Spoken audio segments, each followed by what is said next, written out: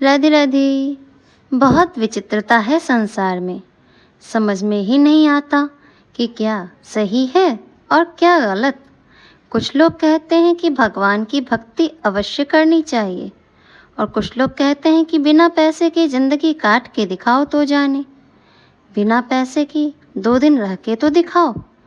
बात तो सही है, बिना पैसे के आज के समय में तो 1 दिन भी नहीं रहा जा सकता। हाँ, कुछ ना हो, कम से कम मोबाइल में नेट पैक तो अवश्य हो। कुछ दिन गुजर सकते हैं इससे रूखा सूखा खा के। पर क्या ऐसा है?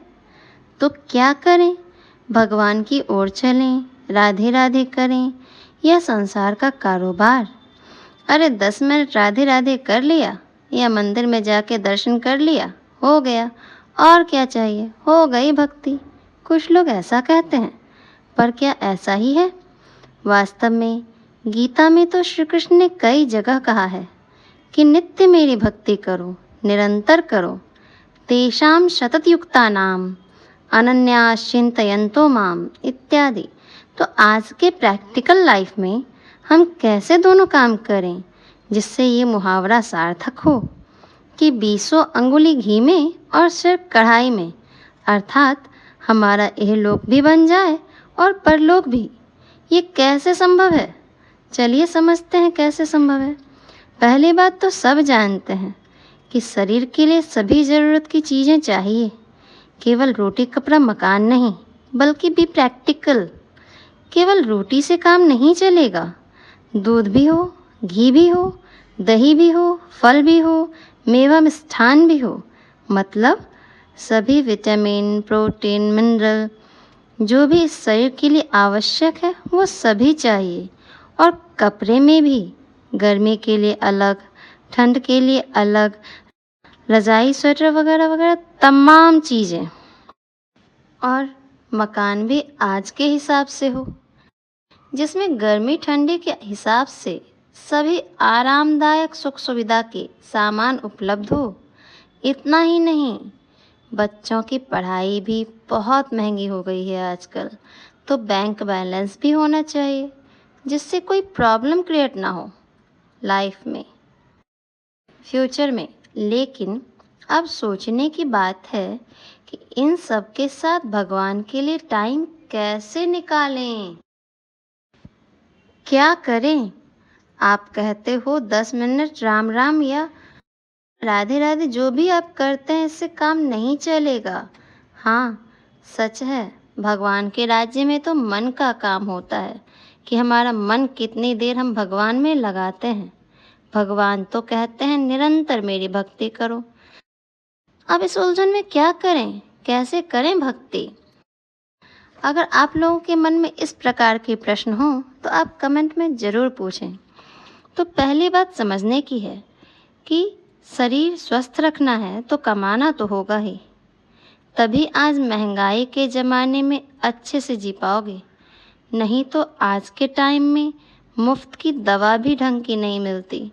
तो कमाना तो है ही शरीर के लिए, लेकिन हमें जानना है कि जैसे हम शरीर के सुख के लिए तो कमा रहे हैं, पर क्या आत्मा के लिए यानी मैं अर्थात अपने लिए भी कमा रहे हैं? क्योंकि शरीर की कमाई तो यहीं रह जाएगी। अब एक बात तो पक्का है कि आधे लोग यहीं से स्किप कर देंगे, पर जब तक पूरा सुनेंगे नहीं, समझेंगे कैसे? हम 2 हैं, एक शरीर है, एक आत्मा है। हम शरीर के लिए तो मेहनत करते हैं, परंतु आत्मा के लिए नहीं करते। जैसे शरीर के लिए टाइम निकालते हैं, वैसे ही आत्मा की इम्पोर्टेंस समझ के आत्मा के लिए भी तो समय निकालना चाहिए। शरीर के लिए जैसे संसार जरूरी है, उसी प्रकार आत्मा का सब्जेक्ट है परमात्मा।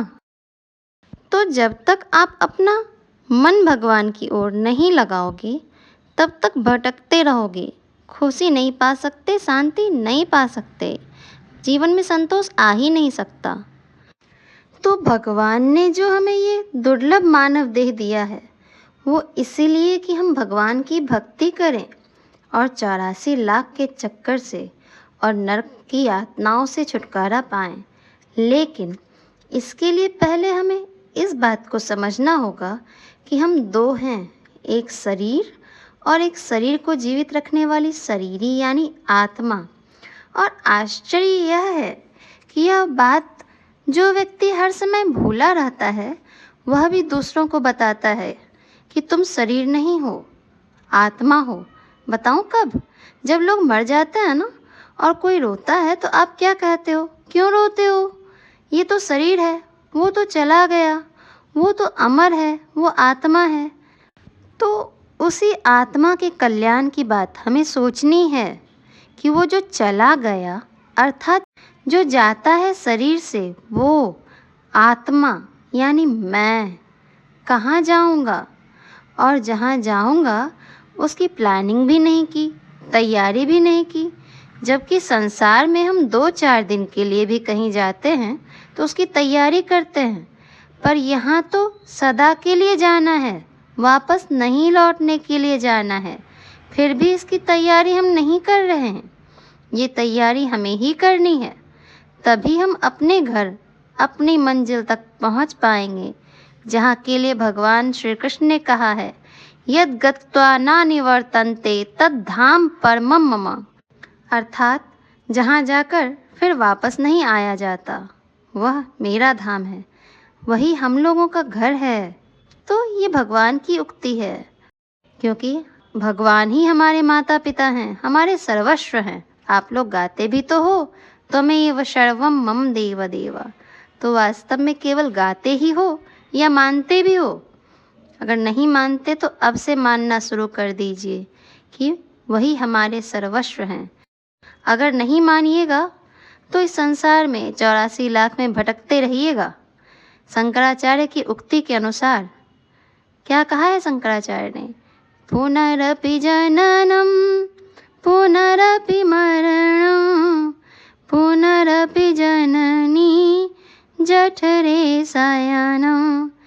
तो इसलिए भक्ति करनी है, लेकिन ये क्वेश्चन तो रह गया कि दोनों काम कैसे करें एक साथ कि संसार भी बन जाए और परलोक भी बन जाए। ये अगले वीडियो में बताएंगे। तो आप लोग अगर जवाब जानना चाहते हो तो कमेंट में अवश्य बताएं और दिल से कहें राधे राधे।